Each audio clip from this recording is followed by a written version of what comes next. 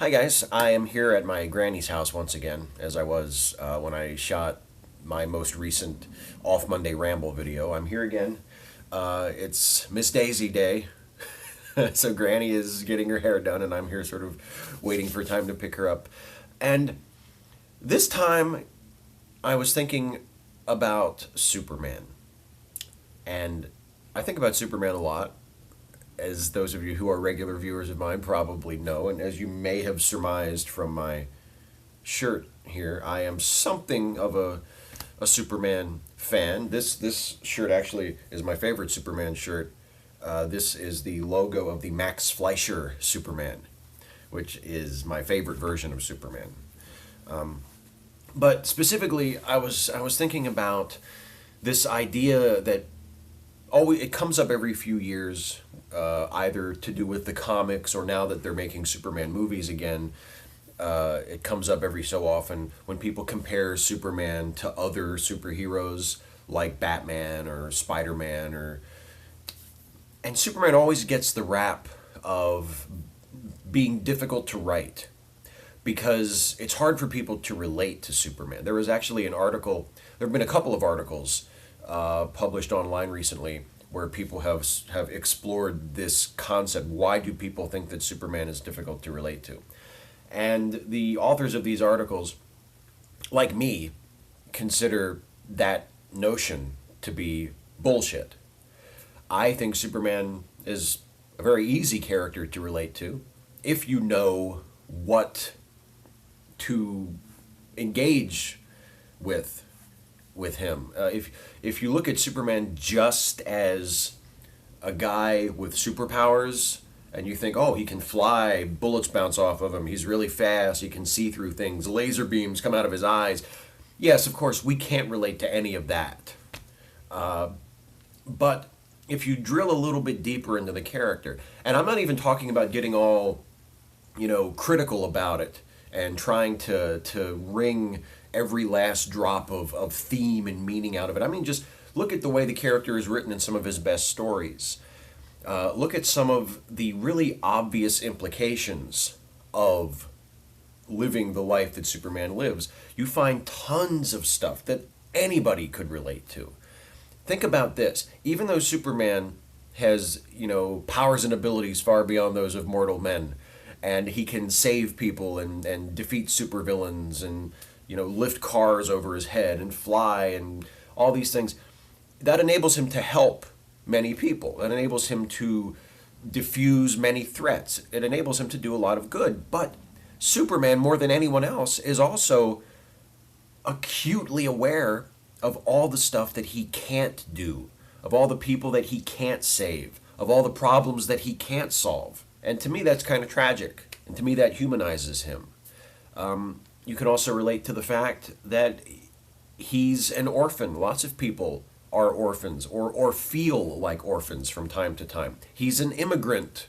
He's the ultimate immigrant. And some of the most satisfying critical analysis that you can do of Superman stories, and Superman just generally as a character, the sort of traditional, typical Superman, if that kind of thing is of interest to you, is to read Superman as an immigrant story. You can think about Superman being detached from us, being with us but not one of us, being our hero but never really being a part of our community in a complete sense. He's always going to be separated. He's always going to be removed just a little bit from the rest of humanity because of his origins, because of his abilities, because of the fact that he has a secret identity and he has to maintain separation between his Clark Kent life and his Superman life. There's all kinds of stuff that can be easily relatable to most any audience member, whether you're talking about a comic book or a television show or a film. People reading that comic or watching that TV show or sitting in that theater watching that movie will be able to relate to stuff like that. Yes, his powers aren't relatable, but his limitations, his loneliness, his isolation, his origins as an outsider coming to a new place and trying to fit in and coming to embody the best ideals of the society that adopts him. Those are not only are those really powerful, ancient, classical literary themes, but they're themes that all of us can relate to in some way. So Superman is unrelatable as horseshit. That's something that a lazy writer says as an excuse for why they're fucking with the character. Well, we've got to change him. We've got to make him darker. We've got to make him grittier because people can't relate to Superman. Bullshit. The other thing I wanted to talk about in terms of Superman being relatable is why isn't his goodness something that we can relate to? Superman is a very aspirational character. I think of all of the superhero characters, Superman is the most aspirational. He shows us what we could be. Again, not in the literal sense. We can't fly. We can't, leap tall buildings in a single bound. We're not faster than a speeding bullet. But in terms of his goodness, in terms of his motivations, in terms of how he does the right thing and helps people because he is able to do it and because it's the right thing to do. Have we gotten to the point as a species, as a culture, that we can't relate to that? God, I hope not.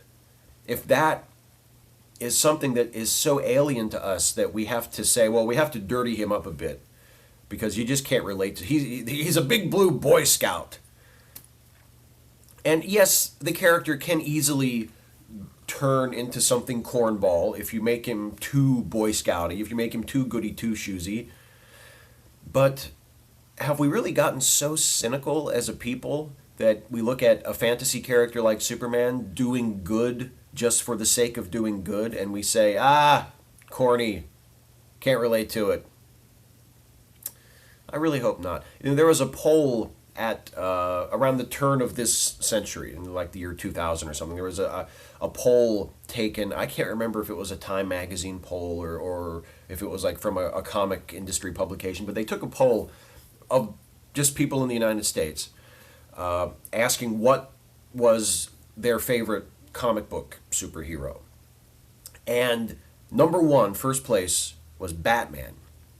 And I think Superman was number two, but Batman was number one. And that kind of bothered me.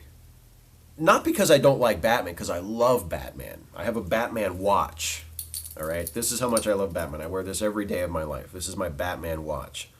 So I love Batman. Nothing against Batman. But to me, Superman is the more aspirational character. Superman is the one that we should want to be in terms of his motives, in terms of his morality, in terms of his ethics and his compassion, and in terms of how he models for us the way that a person with privilege should use that privilege to help the underprivileged. Superman is the ultimate privileged person. He was born into this world.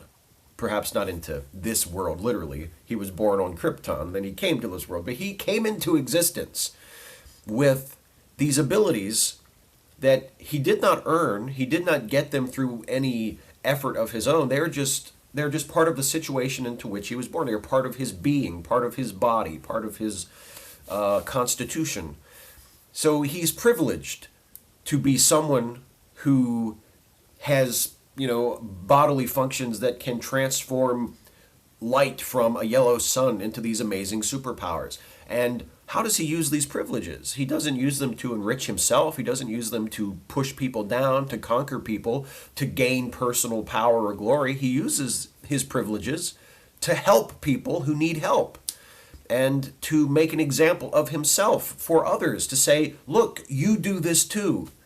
Here's what I'm doing with my privileges. Now you do likewise with yours, and let's make the world a better place. And he's saying that not just to the people in his fictional universe, but he's saying it to us in the real world. As we read the comics, as we watch the movies, he's saying it to us. And if we can't relate to that, or if we can't aspire to that, then that's a really disappointing thing. And that's why it was disappointing to me that Batman won out over Superman. Because even though I love Batman, I think Superman is the deeper character, is the more moving character, and is a character that I think it would have said something better about us as a people if we had chosen Superman over Batman. And look, I know a lot of you don't like to talk about superheroes like this. A lot of you see it as, you don't like to look into the themes. You don't like to sort of look under the hood and try to figure out what these characters really mean or what they're really telling us beyond the superficial action of their stories. And that's fine.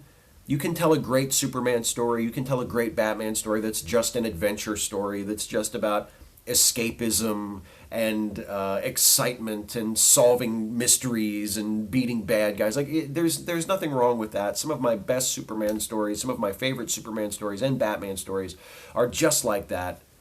The Fleischer cartoons that I love so much are pretty much nothing but that. They're like living adventure comic strips.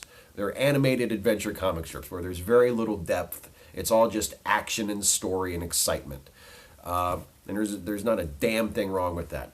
But when you do look under the hood, when you do read these characters critically, I just think there's a lot more there to Superman that we should aspire to. I mean, Batman is deep as hell too. There's lots of really fascinating stuff that you can get into when you talk about Batman in a critical way. But most of it isn't stuff that we should be aspiring to. It's stuff that makes Batman complex. It's stuff that makes Batman interesting, and in many cases, in the most compelling cases for me personally, very tragic, very sad. But it's not really aspirational. I don't think anybody should really want to be Batman. I think Batman's life is pretty fucked up. And I think a lot of what Batman does is pretty fucked up if you judge him as though he were a real person. But Superman, when you watch like the original Christopher Reeves Superman movie, and there's that great scene where he's being interviewed by Lois Lane on her rooftop apartment, which, by the way, nice apartment for like a city reporter at a newspaper. And she says, well, why are you here? Why have you come to Earth? And he says, I'm here to fight for truth, justice, and the American way.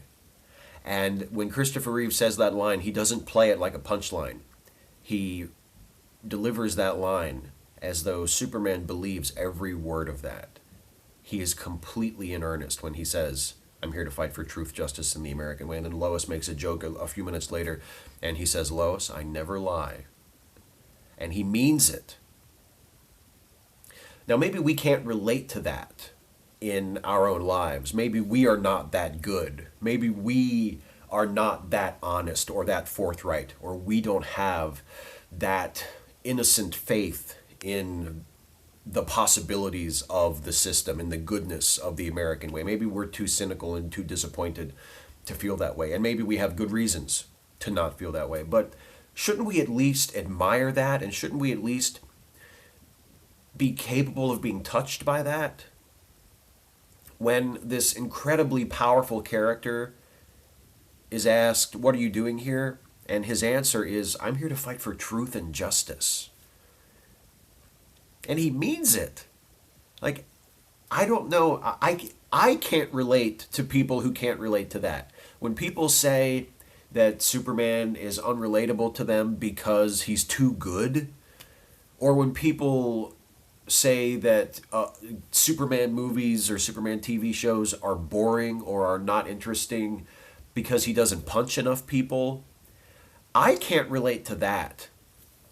I watch a movie like Superman with Christopher Reeve, and I see that version of the character, and I honestly don't care if he ever punches anybody. I've never been interested in seeing Superman punch people.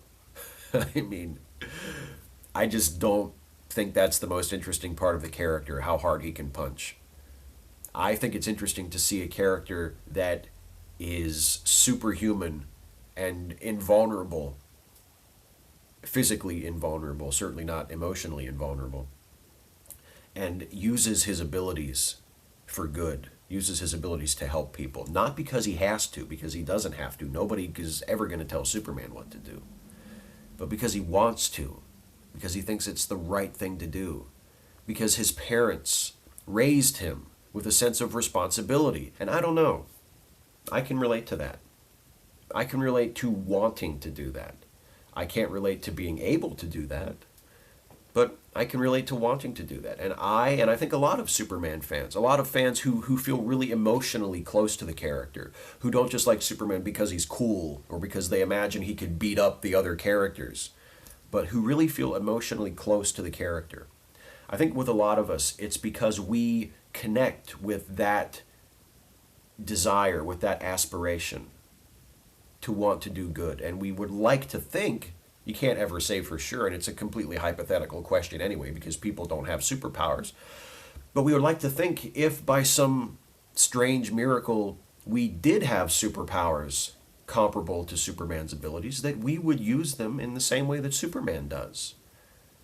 That we wouldn't use our X-ray vision to look through the wall into the girls' locker room.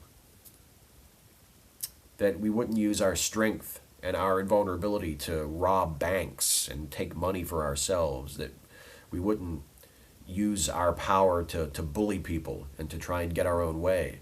That we would try to help people. We would try to make the world a better place. And I'm sorry. I'm really sorry. Even though we're talking about the silliest thing imaginable, a comic book superhero, a fantasy escapist fictional character, I'm really sorry, really regretful that there are apparently so many people who can't relate to that.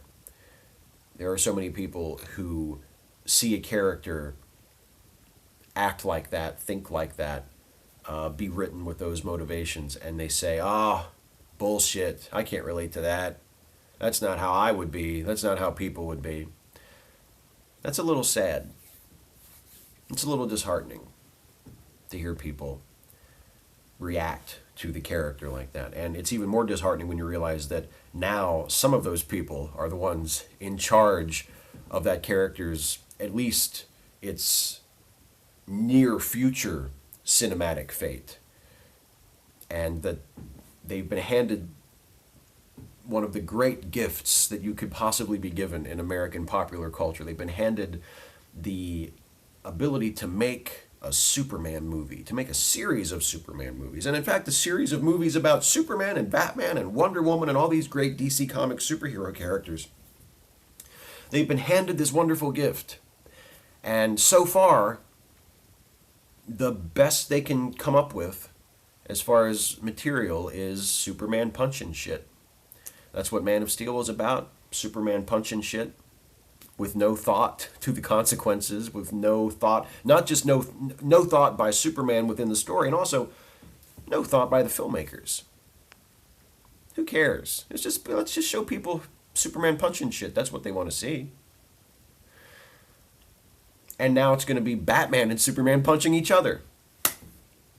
It's really heartbreaking as a fan of these characters and as someone who feels a real warmth toward them, that they are in the hands, at least in terms of the films, they are in the hands of people who can't think of anything better to do with them, and who consider a character like Superman to be unrelatable unless they turn him into a violent psychopath. It's too bad. Anyway. End of whiny crybaby nerd rant. Thanks for watching.